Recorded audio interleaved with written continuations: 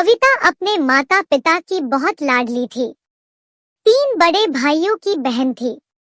कोई भी चीज मांगने पर उसी वक्त सामने हाजिर हो जाती। पूरे घर में रौब था उसका।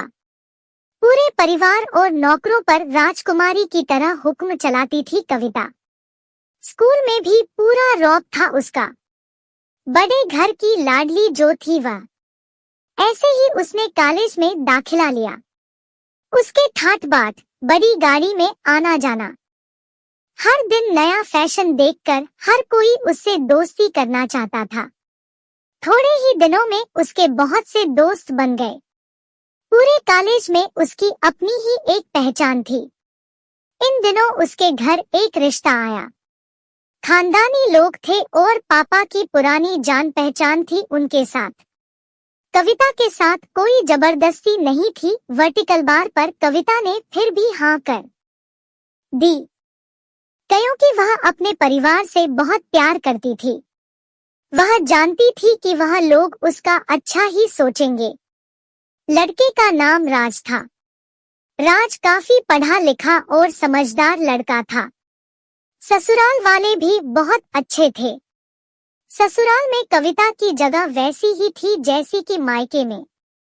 कोई भी कार्य कविता की सलाह के बिना नहीं होता था। सबकी लाडल की बहू बन गई थी वह। फिर उसके घर एक बेटे का जन्म हुआ। राहुल कविता को जान से प्यारा था। पोता पाकर ससुराल वाले तो फूले नहीं समाते थे। कविता कभी कभी सोचती कि उसकी किस्मत कितनी अच्छी है। उसका हर अपना उसे कितना प्यार करता है। चाहे जीवन में कैसा भी समय आए, मेरे अपने हमेशा मेरे साथ है। मैं कभी अकेली नहीं हो सकती। कितनी खुशकिस्मत हूँ मैं।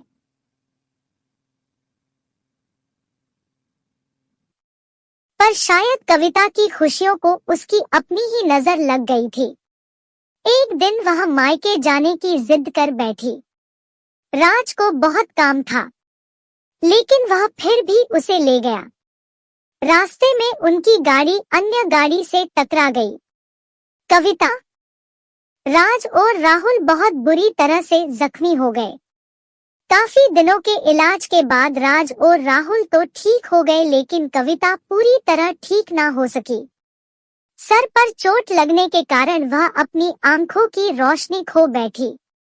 अब कविता की किस्मत जैसे उल्टे पांव चलने लगी। मायके वाले कुछ दिनों तक उसे मिलने आते रहे, फिर कभी कभार फोन हाँ ही करके पूछ लेते कि अब कैसी हो। धीरे धीरे ये सिलसिला भी कम हो गया। ससुराल वालों की सहानुभूति भी कम होने लगी। घर में किसी को पास बैठने के लिए कहती तो जवाब मिलता, बहुत काम है, अब तुम भी हाथ नहीं बंटा सकती। राज भी चिड़चिड़ा हो गया था। बस राहुल ही था उसके साथ, जिसके साथ हंसते खेलते उसका वक्त गुजरता। एक दिन कविता के हाथ से कुछ सामान गिर गया, जिसकी वजह से राहुल को हल्की सी चोट लग गई। कविता के सास ससुर ने राहुल को उससे अलग कर दिया कि कहीं उसके ना देखने की वजह से बच्चे का कोई नुकसान ना हो जाए। कविता अंदर से टूट चुकी थी। एक दिन उसने सबके सामने मायके जाने की इच्छा रखी तो राज उसे तुरंत मायके छोड़ आया, जैसे कि वह भी यही चाहता था।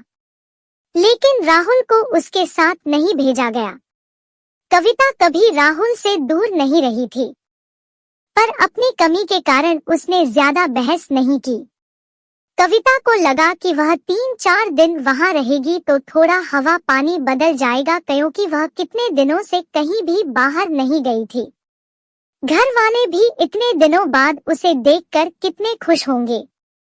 कविता के घर पहुंचने पर सब लोग बहुत खुश हुए। खाने में सब कुछ कविता की पसंद का ही बना था। उसने अपने मम्मी पापा और भाई भाभीियों से दिल खोलकर बातें की। उनके छोटे छोटे बच्चे भी बुआ के साथ घुल मिल गए थे। रात को सोने के वक्त जब वह कपड़े बदलने लगी तो उसे पता चला कि उसका बैग तो बहुत भरा हुआ था। वह सब समझ गई। वह बहुत उदास हो गई। कुछ दिनों तक तो सब ठीक रहा, फिर जैसे सब बदलने लगा। सबका व्यवहार बदल रहा था। वह लोग जैसे थक चुके थे उससे। सब लोग घुमा फिरा कर पूछने लगे कि राज कब आ रहा है, उसे ले जाने। वह बहाना बना देती, जबकि वह जानती थी कि उस घर में अब उसके लिए कोई जगह नहीं। कविता से चलते वक्त कुछ ना कुछ नुकसान हो जाता। थोड़ी बहुत टोका-टाकी उसे सुनाई देती, वह टाल देती। एक दिन उसके हाथ से लगकर एक कीमती फूलदान टूट गया। छोटी भाभी ने बहुत हंगामा मचाया। कविता के माता पिता रोज रोज के झमेलों से तंग आ गए थे। उन्होंने राज को खुद से फोन कर दिया। राज कविता को अपने घर ले गया। कविता को अपने परिवार वालों से ये उम्मीद ना थी, जिस कविता के कहे बिना घर में एक पत्ता भी नहीं हिलता था। उस घर के लिए वह अब बोझ बन चुकी थी। राज के साथ ससुराल आते वक्त वह बहुत खुश थी, क्योंकि वह अपने घर जा रही थी, अपने जिगर के टुकड़े राहुल के पास।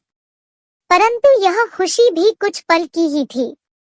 सारा बंदोबस्त पहले ही किया हुआ था। कविता को सीधे ऊपर वाले कमरे में पहुंचा दिया गया। राहुल से दूर रहने की सख्त चेतावनी दी गई। एक कांवाली लता को उसकी जिम्मेदारी सौंपी गई, जो उसके खाने पहनने जैसी जरूरतों का ध्यान रखती। कविता ज्यादातर चुप ही रहती। कभी कभी कांवाली लता से थोड़ा बतिया लेती।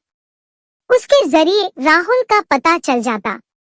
सबकी लाडली बेटी और बहू सबके लिए लाडली से बोझ बन चुकी थी।